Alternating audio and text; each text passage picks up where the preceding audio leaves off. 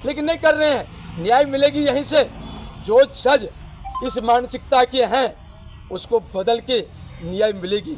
और हमें चैलेंज दे रहा हूं सरकार को कि वो हमारी मांग को या तो स्वीकार करे, इस ऑर्डर पर हाईकोर्ट के एक तरफा आदेश पर स्टे दे, उपराज्यपाल के एक तरफा आदेश पर स्टे दे।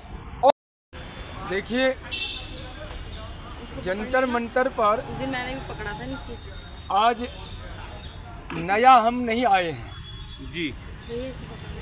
अटल जनशक्ति पार्टी 16 फरवरी 2022 से बैटरी रिक्शा वालों की समस्याओं को लेकर भारत के राष्ट्रपति, प्रधानमंत्री, गृह मंत्री, कानून मंत्री, सुप्रीम कोर्ट के मुख्य न्यायाधीश, हाई कोर्ट के मुख्य न्यायाधीश, उपराज्यपाल दिल्ली, मुख्यमंत्री दिल्ली, परिवहन आयोग दिल्ली, दिल्ली पुलिस आयुक्त, मतलब जितने भी संबंधित अधिकारी हैं उन सबका ध्यान आकर्षित करते आया है और उन्हें ज्ञापन देते हुए आया है।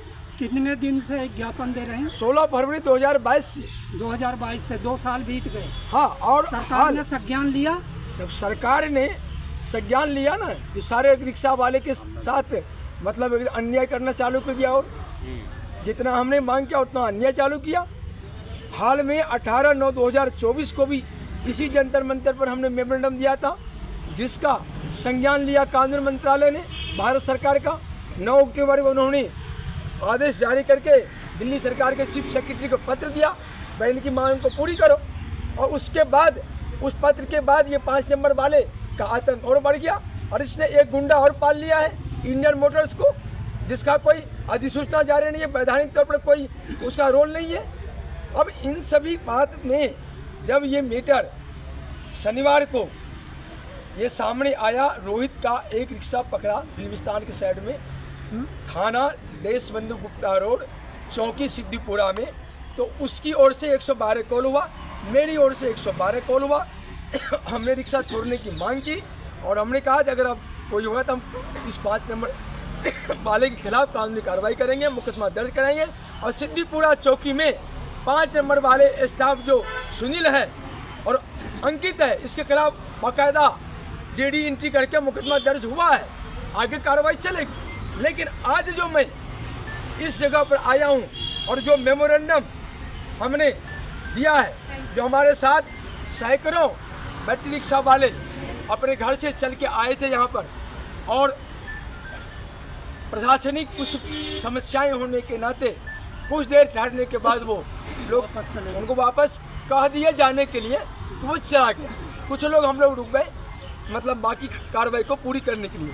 और आज जो ये देख रहे हैं ये मेमोरेंडम है, ये पूरा फ्रेम आज दिनांक 21/10/24 को हाई कोर्ट दिल्ली के और उपराज्यपाल दिल्ली के द्वारा बैटरी रिक्शा वालों के खिलाफ जारी एक तरफा आदेश के विरुद्ध बतौर अपील ज्ञापन, जो एक तरफा आदेश दिल्ली हाई कोर्ट ने जारी किया है और जो उपराज्यपाल ने जारी किया है, उसके खिलाफ हम चैलेंज करने आए हैं, अपील भी करने आए, चुनौती भी देने आए हैं। और इसके लिए हमने आदरणीय न्यायाधीश सुप्रीम कोर्ट, राष्ट्रपति जी, प्रधानमंत्री जी, गृह मंत्री जी, कानून मंत्री जी, पुलिस कमिश्नर जी, इनको दिए। सबसे पहले मुख्य न्यायाधीश सुप्रीम कोर्ट को ही लिखे हैं, क्योंकि हाई कोर्ट का ऑर्डर का अपील सुप्रीम कोर्ट ही जाएगा। तो इसलिए सबसे पहले हमने एड्रेस किया है आदरणीय मुख्य न्यायाधीश सुप्रीम कोर्ट को। इसके साथ हमने इसमें ये लिखा हुआ, देखिए, ये मैं आपको बाद में विजुअल दूंगा। इसमें WPC 5764/2013 दिनांक 31/7/2014 दिल्ली हाईकोर्ट का एक तरफा ऑर्डर है। दूसरा CAS ब्रैकेट में C 757/2014 दिनांक 30/5/2017 दिल्ली हाईकोर्ट का ये एक तरफा ऑर्डर है। इसके बाद एक है WPC नंबर 5109/2023, इसमें याचिका करता है अनिकेत सचदेवा बनाम joint commissioner of police and others, और इस पर एक तरफा हाईकोर्ट का ऑर्डर है। एक याचिका शाहनवाज खान बनाम भीमसेन बसी व अन्य, याचिका संख्या 757/2014 में एक तरफा हाईकोर्ट का ऑर्डर है। हाईकोर्ट के पास पावर था संज्ञान लेने का, वो बैटरी रिक्शा वाले के किसी भी रहनुमा को, किसी भी उनके पक्ष को रखने वाले को बुलाता बुला के पूछता, उसके बाद कोई आदेश जारी करता। ये हाईकोर्ट ने एक तरफा आदेश जारी करके न्याय के मुंह पर थप्पड़ मारा है।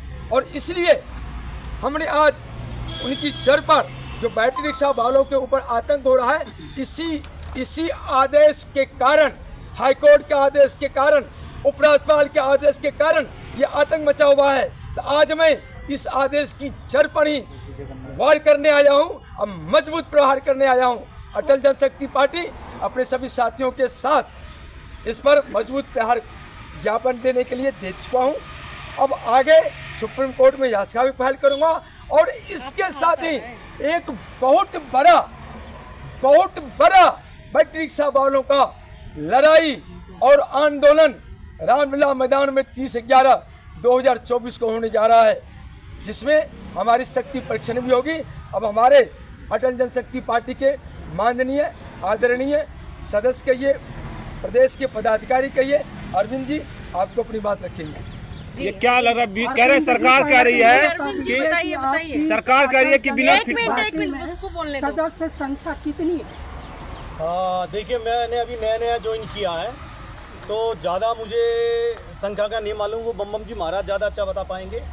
लेकिन मुझे ये मालूम है बम जी महाराज जो हैं, जो सामाजिक कार्य हैं उनमें सबसे आगे रहते हैं, और जो गरीब कुचले हुए मजदूर वर्ग हैं उनकी समस्याओं में सबसे आगे रहते हैं। ये बहुत कई सालों से ई रिक्शा वालों के लिए मेहनत कर रहे हैं, उनके लिए हक की आवाज़ उठा रहे हैं। चलिए ठीक है, बम जी ये बताइए, कोर्ट कह रही है कि जिसका फिटनेस है सिर्फ 1 लाख वही चलेगा, इस पे क्या कहना है? देखिए, अभी जो कोर्ट ने एक तरफा आदेश दिया है, हाँ। उस एक तरफा आदेश को आज ज्ञापन देकर हमने चैलेंज कर दिया है, चुनौती दे दिया है, अपील कर दिया है। कानूनी भाषा में अपील कही है, राजनीतिक भाषा में चुनौती कही है, वो हमने दे दिया है। फिटनेस में दिक्कत क्या है? कराना क्यों नहीं चाहते? मेरी बात, फिटनेस तो उसका होगा ना जो मोटर वाहन में आएगा, और जिसका फिटनेस तो फिर जाए। और जो स्कूटी है, बैटरी वाला स्कूटी, उसका फिटनेस क्यों नहीं कराते हैं? उसका लाइसेंस क्यों नहीं लेते हैं? उनका हेलमेट क्यों नहीं देखते हैं? उनको क्यों नहीं, मतलब उस पर कानून मोटर वाहन अधिनियम लागू होता है? बात यह है, एक साथ 2 कानून नहीं चलेगा, किसी के लिए कुछ, किसी के लिए कुछ, ये नहीं चलेगा। हालांकि जुडिशरी इस मामले में बदनाम है।